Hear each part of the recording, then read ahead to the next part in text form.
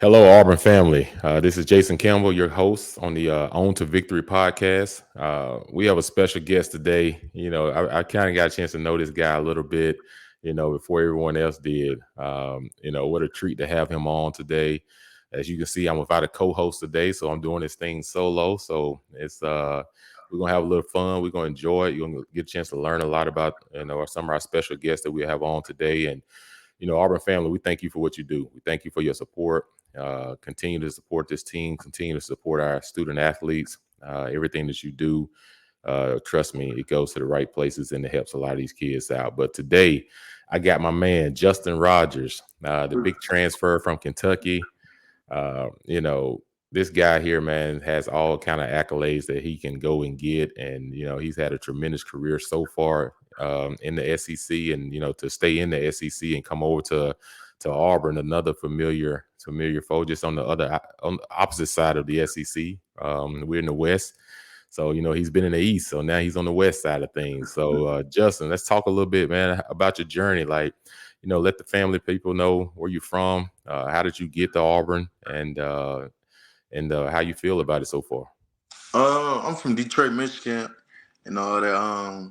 I transferred from the University of Kentucky to Auburn because Coach Von Trail, he was telling me, he was getting a job here. He was like, "Man, I would love to have you." So it was like, it was really no brainer because it was like, I know a familiar face, so it's like he was like, "Jump in, let's build something." So I'm here to build a D line room up. Yeah, speaking of the D-line room, you're one of the older vets in the room. Yes, We sir. lost a lot of guys last year with Derek Hall and Kobe Wooten, guys going on to the NFL. How does it feel to be stepping in those shoes where you're coming in and you're instantly looked at as the guy? You're the guy that kind of controls that room and the way they get those guys around you to play harder. Just really no. It's kind of easy because like I've been preparing for since I got in college. So it was like no brainer. Jason and Marcus, no, they helping me along, bringing other guys along. So it's like I got to give them guys they props because now without them I can't even do it by myself. So I gotta bring other guys along with me. Yeah, y'all had a really good transfer portal class. You Yeah, think about a lot of guys that come in with you, and it hadn't stopped. yeah. Just It's be more honest, guys it's coming. continue to add, and that's the thing about this program. We're trying to get this program back to competing at a high level and being in talks of championships. Yeah. It hadn't been that long ago since Auburn's played in some of those national championship games, and we need to get back to that. And the only way you get back to that is building that room, building that character, bringing in guys. What's the hardest part you think for as having to transfer from somewhere that you've been kind of a staple for a couple of years, then all of a sudden you have to, you see like, hey, I may need to transition somewhere else. How hard is that decision when you're making that choice? Like for me, I felt like I reached my peak at Kentucky and all that. So it was like I want to do something they get me out of my comfort zone. I want to challenge myself. So I felt like being on the west of the SEC way harder than the East because you got LSU, you got Alabama, you got all the big name schools on this side.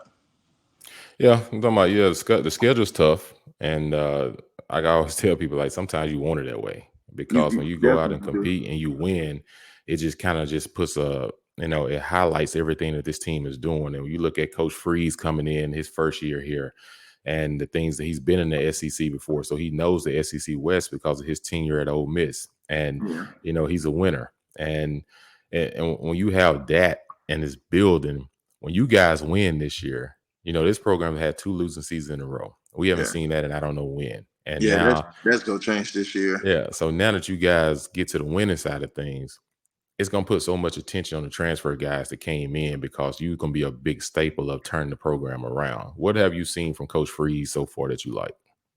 Man, his energy, he bringing the juice every day in practice. So that's what we need. You Mm. know, he changing the culture around.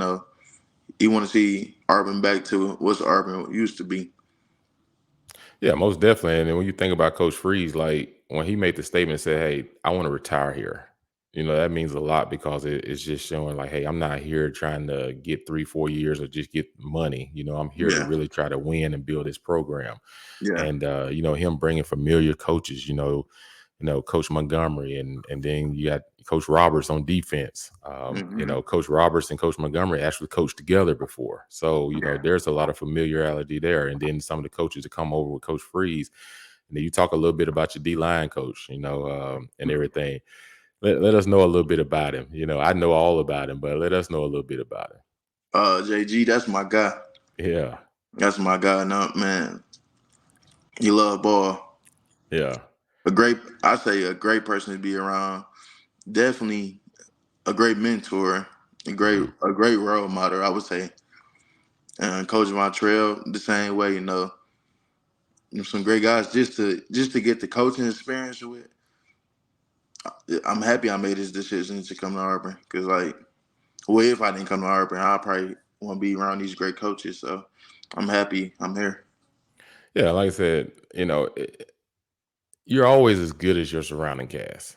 Yes, sir. And this team has been building and building, and we understand our secondary is supposed to be deep this year. We have a lot of guys there, linebackers. You look at Austin Keys, and you look at Larry Nitson we just brought on. Yeah. Wesley Steiner has been busting his tail as well. Cam Riley has been coming in, and then you also got our prize, big 5-star, and then Keldrick Falk. Who Mhm. won't have to rush into it, but has the opportunity to build.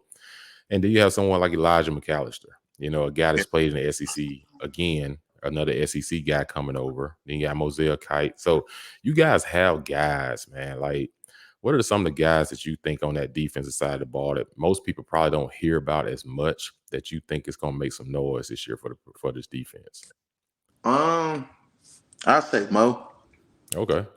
Mo gonna make a lot of noise. Yeah. It's like you don't hear nothing about Mo, but Mo one of the guys for real. Yeah, and see, Mo transferred in from Maryland, Mhm. so he wants to get into. I'm pretty sure he's picked your brain about, hey man, how's it playing in the SEC, and everything as far as like. And I watched him in the spring, and like I said, he is a guy I can see why you picked him Yeah, because he has a high motor.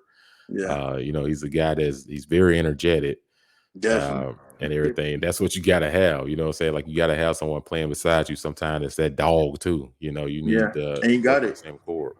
Yeah, he got it. He got it. He got it. So, just talking about you guys as a group, what's some of the fun things y'all do together as a group? This really play the game. I'm just talking about outside because D Oh, lineman, I know y'all like to eat, you know what I'm saying? I know y'all may have you a little wing night, you may have your pizza night or something. Like who's footing the bill when y'all go out now? shoot, JG do that. No, but Yeah. no, he like every couple of weeks, he take us out. We all break bread together.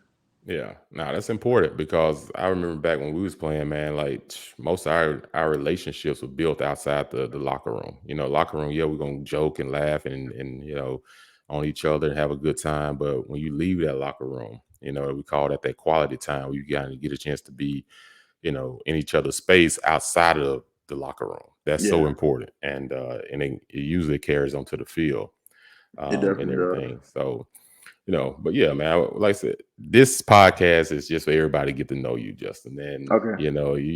like I tell people, hey, they look at you, man, like you solid. You always in the weight room. You're always talking ball when I talk to you. You have a high level IQ for football. And what are one of the biggest attributes that people may not know about you, and that you would like them to know? They look at you, they may be like, I didn't know he was into that. Oh, cars. I love old school cars. Yeah. Why is it Love that big guys like old school cars? this because it's hard finding old school cars, and it's like just like restoring old school cars is so hard. Yeah, because I remember when I was in the league, when I was in Washington, I had some guys, man, that played with me. It was always the D line guys, always go by the old Chevys and, Yeah, and and all that. yeah, and they put a new motor in, they fix them up, to get them painted. And most of the time they Yeah. put them in car shows. So you type of guy that one day you want to put cars in car shows, or you want to just have it at the house and ride around the Sunday evening. I want to do both. Yeah. Definitely want to do both. Yeah, because I know a lot of guys, they was into it, man. We had a car show actually at our facility, and they would put on, yeah, for the surrounding area and say, hey, the players' car show is what we called it. And Mm. guys would get old school cars and fix them up, and everyone would come around. So you didn't see nobody's car until that day. So guys would pull up, post their car up, and then everyone would come through, walk through, looking at the cars. At the end of the day, they had to vote on who won, and there was a prize. Everyone put up a prize and everything. It was a pretty good prize. It was a healthy prize to probably pay for a good motor. But yeah. So, what's your favorite old school car? I say a Monte Carlos SS T top, a Grand National, or a Caprice Chevy 71, or Okay, really the Oldsmobile Cutlass. yeah.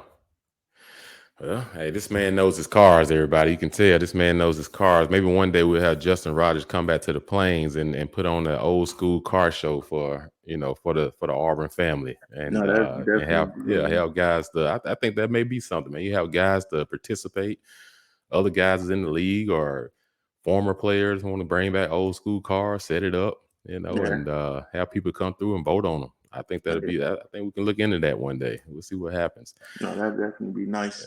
Yeah, but just before I let you out go, man. Like I said, I'll have 5 quick questions and everything here in a minute. But NIL has kind of changed the game of college landscaping, and everything. And it's been a big thing for a lot of kids to helping their families and kind of releasing a lot of pressure. But talk about NIL just as a whole. Like, what does it mean to be a student athlete? Because I wouldn't know, just because it was past our time. But for you guys, what kind of opportunity that it creates for you guys now and even after ball?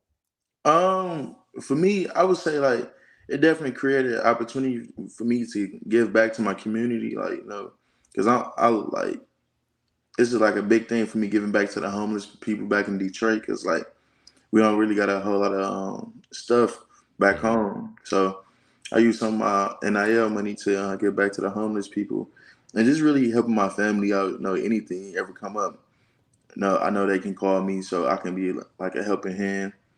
And it shows you how to manage your money, and just and how to invest your money and stuff. So like for me, I invest my money in stocks. So that's like a great part for me. Look at the man learning about stocks and bonds and all that stuff right now. Yeah. While you're in college. But just tell everyone, man, like you've already tell everybody what degree that you're working on. What's your degree you're working on? Right now, my degree is on sociology. And I So can I can see that. And I can see why you in sociology. yeah, People you don't know Justin, but he has a lot of wisdom and that can share with people and everything. So sociology is a really good major. It yeah. really is. Let's get to the nitty gritty, man. Let's get to the nitty gritty. Let's get to the nitty gritty. Let's talk about what's your favorite food to eat the night before a big competition. So look, I go. I don't like to be I play like I say a little salad or a little pasta. So in the morning I be just right. Feel good, moving around great. So I try not to eat heavy the night before. Okay, okay, okay. Um, what is your favorite? Put it outside of playing high school, college. What's your favorite stadium you look forward to playing in this year? Um, I got two. Okay. I got I say LSU and Texas A&M. Have you played in either yet? Mm-mm. Oh man, yeah, you in for a treat. Yeah, you are in for a treat, man. Mm-mm. Can't wait. Can't wait. Yeah, so you get LSU pretty early, and then you get A&M on down the road. So two Yeah. great games. Two great games. I just hope the LSU game is not a 1 o'clock game. It gets hot. No, I hope it's night. Under Yeah, the lights. yeah, that's when you want to go That's down there. that's gonna be good. Oh yeah, oh yeah. Do you have any rituals or superstitions? Um,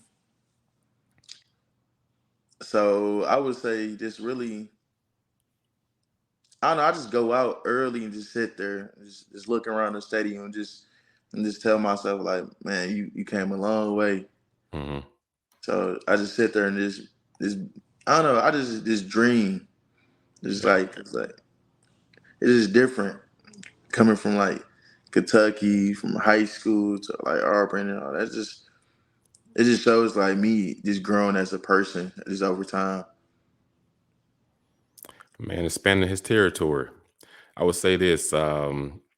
A lot of guys the night before games or day of games, they can't really rest. I always tell a lot of people think you sleep really good the night before a game. You don't. Well, most of the time you don't as a player because you're trying to think about the plays that you need to make. And then you're trying to think Yeah. about, did I cover everything? Do I got everything, that You I gotta need go. for this You gotta go game? over all the plays again. You literally you be in the bed just thinking about should I do this? How it's crazy the night before. So speaking of that, what do you do to calm your nerves the night before a game? Just I make sure I go through everything 3 times and just tell myself, don't worry about nothing. God got you. Bad. I like it. I like it. All right, last one. Who's your favorite sports person or figure growing up that you feel like you either chasing, to want to be like, or someone you just admire how they handle their business? Um, I say Ray Lewis, just how he handle his business. Um, Man, like I got a chance to meet Ray Lewis. Hmm. Like it was crazy when I got a chance to meet him because one of his sons played at both of his sons played at Kentucky. Okay, So I it didn't know was a that. great opportunity. Then just want to be like Dominican Sue because he got Okay, that he had saying when playing for the Lions he a dog.